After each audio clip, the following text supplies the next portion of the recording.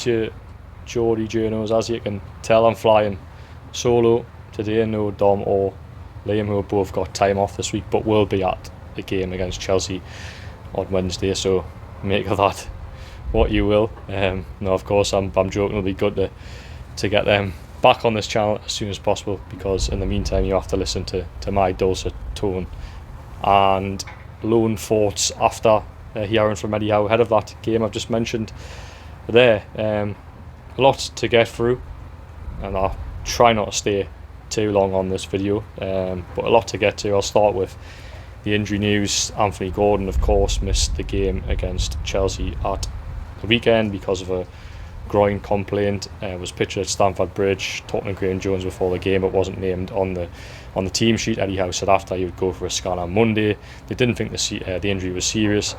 That happened on Monday. The injury isn't serious, and there's hope that he will return, or there's a chance he will return this week. Now, whether that is against Chelsea in the Cup or against Arsenal, we'll just have to wait and see. But the good news is that it isn't a long-term injury, and yes, we can expect to see Anthony Gordon back this week, which of course will be a massive boost. It goes without saying. So going back to Sunday and previous games as well, the midfield three of Bruno, Joelinton and Tonali. Now they've started, I think, since the Everton game, so yeah, that is the last three. The substitution of Tonali against Brighton and Chelsea has been booed by a section of the fan base. On that, Eddie Howe just asked that frustration would be left after the game, not in the moment, because it doesn't necessarily impact players coming on the pitch very well, which I sort of tend to agree with. But if fans believe that is the wrong call, and they also have, the right to question that. My personal opinion is, I think probably the substitution of Tonali in the last few games has been right, or I don't necessarily disagree with it. Brighton, admittedly, I think Newcastle probably did lose a bit of control in midfield when Tonali went off against Brighton. But for the Chelsea game, they really were chasing to get back into it. And Eddie Howe spoke there as well about needing goals and sort of creativity from his substitutions. And I think if you look at Sean Longstaff that comes on, looking at his stats, he was his best goal scoring season last year from midfield. Joe Willock in the past has chipped in with goals. Joelinton chips in with goals. Bruno, perhaps that's a different thing to look at in terms of Bruno, but he's just so integral to that midfield. And I think there's probably fans that I don't think Bruno's played very well in recent weeks, but I think he's gradually improved from a very slow start of the season. So yeah, going back to the Tonali substitutions, I don't necessarily disagree. As I say, I think very neat and tidy on the ball, comes alive in moments, but you just hope for a little bit more. And the only way Sandro Tonali can stop himself from being substituted is really impacting games, and hopefully we'll start to see that soon. In terms of that midfield three, Eddie Howe is happy with the balance there.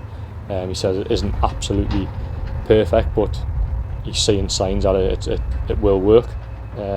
Results have dictated that results show that it doesn't, but he believes from Newcastle's general performances that midfield will work. So it sounds like he's going to stick with that midfield, which you look at Newcastle's best three midfielders on paper, it probably is those three, but there needs to be more continuity about the team, I would say, because as we spoke about on the Chelsea video, it's very much the same problems, and we've seen that at Stamford Bridge on Sunday when Cole Palmer and Nicholas Jackson picked up or found pockets of space between the defence and the midfield, and sort of caused Newcastle a lot of problems, certainly from that opening 20 minutes anyway. So midfield, Eddie Howe's happy with it, but I think he knows it probably needs to be more tweaks made to make sure that Newcastle don't continue to allow the same problems, which as we keep on alluding to. So that's the midfield. Set pieces, which a lot of you guys in the chat have been asking me or Dom to ask about set pieces. We had a shout out to Paul, who gave us donated £5 for the super thanks, and then asked, can you ask about set pieces? So I did that this morning. There was a stat doing the rounds from the Chelsea game, and it was Newcastle have had 50 corners this season and scored none, which is quite incredible, really. So yeah, I put that Eddie Howe. He said he wasn't aware of the number of corners that he had, but he obviously was aware that he hadn't scored from one. He put it down to personnel. He said the XG has been good from corners, but they're missing personnel, and he name dropped Kieran Trippier as his set piece deliveries, Sven Botman, his absence. He also name dropped Callum Wilson as well. So he believes that the corners on Newcastle are a threat from corners, but they're not quite converting, and obviously that needs to change. He spoke about the importance of needing to score from set pieces, because I'm trying to think off the top of my head, last set piece or the last corner Newcastle scored, Fabian Schär against Tottenham maybe in April, I think it was. Before that they were very creative from set pieces. Think about the Brentford one, sticks out a few years ago, even Nottingham Forest last season. The short corners where we're putting the box, the back post, Bruno both times put the crosses both in. Kieran Trippier cross, I think it was, yeah. But we haven't seen that from Newcastle since then, since that Nottingham Forest game away. So in charge of the set pieces is one of the analysts, Kieran. Sorry, I don't know Kieran's second name. I will research it after this video, because I will be doing a piece on Newcastle World about this. And Jason Tyndall, they're in charge of coming up with the set pieces. Eddie Howe says they work really, really hard to try and come up with ways to make Newcastle a threat from set pieces. He also says that they're really key to Newcastle defending set pieces as well, which, to be fair, from set pieces, I think off the top of my head, Newcastle have been relatively solid in terms of defending set pieces, but the other way, not scoring set pieces, which is a big problem. Eddie Howe recognises that they need to change that, they need to evolve, but he did also say that he believes, in terms of the XG, that Newcastle have been a threat from set pieces this season, which, yeah, there might be XG, but Newcastle haven't scored from one. So what else do you say about that? So it would be, another question I asked was about the set piece coach, because you look at a lot of teams in the Premier League these days. I think Arsenal are probably the epitome of having a set piece coach. Even Bournemouth, a couple of weeks ago now, when they actually scored a goal against Arsenal, but Arsenal have been deadly from set pieces. I think even Eddie Howe, in a podcast with the adopted Geordies, even referenced Arsenal as sort of the team you look up to in terms of being a threat from set pieces. So I asked Eddie Howe if he would consider bringing in a specialised set piece coach, and he said that it had been discussed by people within the club himself. So maybe that is an appointment they're looking to make. It would certainly do no harm, would it? Because as I say, the stats don't lie. As much as the XG is there, the on-scoring from set pieces, and he speaks about height in the team, and I know Sven Botman's a miss, and Sven Botman actually scored from 2 corners last year, I think, or 2 set pieces it was, one at Sheffield United and the other at Liverpool. So yeah, you can put it down to personnel. I get that, but there needs to be more doing it. Rather than just putting the balls in the box, why not look to do those short corners again? Because as I say, they went through a phase when they were doing that, and it's really good to see. There was even one at Wolves at home in the Champions League season, right in the last minute, when I think there was a quick link up between Bruno, Almiron, and then Sven Botman's in like that, and he puts over the bar. So we're not saying any of that, we're just saying sort of the balls lobbed into the box. That's the way I say it anyway. It's not proven effective, is it? Because, as I say, they haven't scored from one. So that's a set piece question. Hopefully you guys, although you might not agree with the response from Eddie Howe, I put the question to Eddie Howe. So that's it on that one. trying to go. So the focus on. Tell you what, before we actually move on into the game tomorrow night, Eddie Howe was asked about January, because I think me and the lads who were speaking, as they were spoken openly about Newcastle United sort of struggles and the fat feeding around the football club. I think January is, of being able to recruit players in January would go a long way to improving the feel around the football club. I mean, there's not a big update on January, but Eddie Howe did say that people behind the scenes will be looking already, and he comes into the conversation around November, December time, finalising targets ahead of January. What that means on budgets, etc., we don't know. Obviously, if you look at it in isolation, Newcastle had 70. Well, Mark Gay was worth 70 million. Newcastle were chasing Mark Gay, so is that the type of figure they have to spend this January? I don't know how much Newcastle have got to spend. Obviously, there's still talk of PSR, etc., which absolutely bores the death out of people. So, which it does to me as well. Even referencing PSR, I'm sick of it. But yeah, we'll have to wait and see what is Newcastle United's priority in January. I still think it's a right forward. Let me know what you guys think. I think there's a debate between centre half and right forward. Maybe the centre half position has came back into focus after the Chelsea game when Fabian Schär and Dan Burn were dragged all over the place, but I do think Newcastle just lacked that bit of quality. And as I say, but I talk about Newcastle needing to be re-energised. Attackers, players that get you on the edge of your seats do that. Defenders don't really tend to do that, although they might do that. But what is clear is that Newcastle United need to sign someone in January just to lift the mood around the club. Of course, lifting the mood around the club can happen by results, and a result tomorrow would be massive. It would make people feel a lot better. As I said in the previous video, I think Newcastle are more than capable of going out and putting in performances and getting a result against Chelsea and Arsenal in the next two home games. I think at home they can beat anyone. Haven't lost many home games under Eddie Howe. Okay, performances, as I say, have been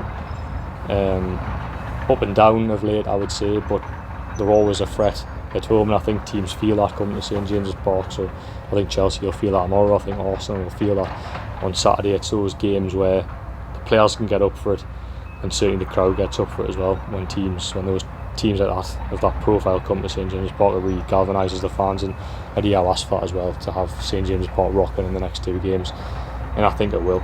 I think the crowd will get well behind the players, and I think they can go and get two really positive results this week. But as I say, we spoke on Sunday about the long-term concerns I've got about this Newcastle team, but they need to start getting results, and I do think two results changes the mood very quickly. So hopefully they can do that, and we're giving a lot more positive analysis of our thoughts on games when we speak. Right then, so on to the cup game. Starting 11. I don't expect too many changes. I think I'll probably go for a couple of changes. I think this is what my team would be personally. I would go Nick Pope, Livramento, Schär, Kelly. So I think Dan Burn has been carrying an ankle injury of late, and I think this might be a good opportunity to rest him and give Lloyd Kelly an opportunity, who we haven't really seen much of since he joined the club. Couple of run-outs at left back against Bournemouth and Spurs, AFC Wimbledon as well. He was at left back and then moved into the centre of defence against Wimbledon in that cup game, and I thought looked a lot more assured, albeit against the League 2 opposition. But I think this may be a good opportunity to see what Lloyd Kelly is made of. At the end of the day, it's Newcastle United's marquee summer signing, because they didn't go out and sign anyone else really, or any players that would immediately improve the start 11. So an opportunity to see Lloyd Kelly. I'd like to see him involved. Lewis Hall, who I think has been a real positive for Newcastle in recent weeks. I think has his faults defensively, still learning the position, the game quite clearly, but has been a real threat running down that left hand side. I thought in a disappointing Chelsea performance, a disappointing Chelsea result. I thought he was one of the real positives, so it'd be good to see him continue at left back, and hopefully cause Chelsea some problems down that left hand side.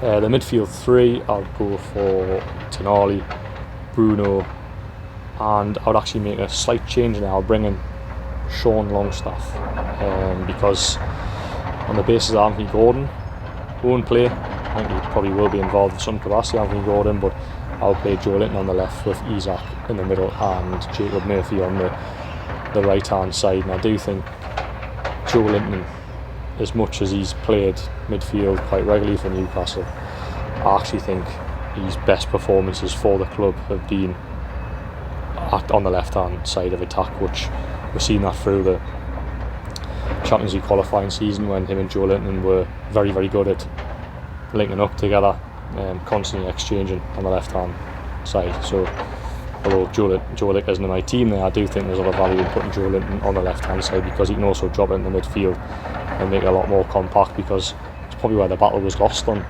Saturday against Chelsea. It was probably that midfield, so to give Newcastle extra bodies in there, I think Joe Linton is an attacking outlet on the left hand side, but also ability to drop in wouldn't be a bad shout. So that would be my team. I don't think there's any surprises in there. Longstaff maybe might be a surprise to many, but I do, as I've spoken countlessly on this channel, I do think there's a lot of value in playing Sean Longstaff for what he gives you in terms of that press, doing a lot of the dirty work in midfield. So that would be my start 11. Hopefully we'll see a more on form Alexander Isak. It was a strange one on Saturday. I looked at the game back, and Isak's at the heart of everything for Newcastle, but it wasn't necessarily a good thing. I think it's a real positive by scoring his second goal. He grew in confidence from that, and look, he maybe did, but he almost maybe got too confident, or he's trying to do too much, I think was the phrase Liam used after the Chelsea game, and I agree with that. He's trying to essentially walk the ball in the net rather than pass it to Joe Linton at 2-1. Of course, he gave the ball away for Chelsea's second goal as well, so hopefully we'll see a much better display from him. No opportunity to rest him at all, because Callum Wilson remains sidelined, and yeah, Jacob Murphy comes back into the start 11 by default really, because I don't think Miguel Almiron did too much to impact or certainly put out a marker to stay in the start 11 after his display at the weekend. Lively, got into some good positions, but there was that one, I think Bruno played the ball at the top and first touch really, really good, but the finish poor, which maybe sums up Miguel Almiron as a right. So I think I've got through everything. If you have got this far in the video, thank you. It's tough doing these solo, because yeah, you're just locked in your own thoughts. I don't have Dom to bounce anything off, and yeah, he's better remembering things than me, so it's much easier doing it too. It was just me today, but I hope you've enjoyed the video. So shout out to our sponsors, which I think will be in the top right corner here. Four of us financial planning as a dog. Just two dogs running into the media centre. Yeah, bloke shouting. I don't know if you heard us shouting there. I thought you were shouting at me, but yes, 4 of us financial planning, our private sponsors. Please do check them out for any financial planning or advice, and they're very, very good. So check them out. And yeah, if you like what we do, if you like this video, please drop the like, hit the subscribe button, ring the bell for your latest Geordie Journals content. Ask that question: where does Newcastle United's midfield, where does Newcastle United's transfer priority stand, or what is Newcastle United's transfer priority in January? Let me know what you think in the comments below, and yep, we'll see you on the next video, which will be at St James's Park for that Carabao Cup 4th round tie with Chelsea. We're joined by Liam and I think Dom as well. Hopefully we're reflecting on a positive result, and yeah, Newcastle United hopefully will be in the quarterfinals of the Carabao Cup. So thank you everyone, and see you later.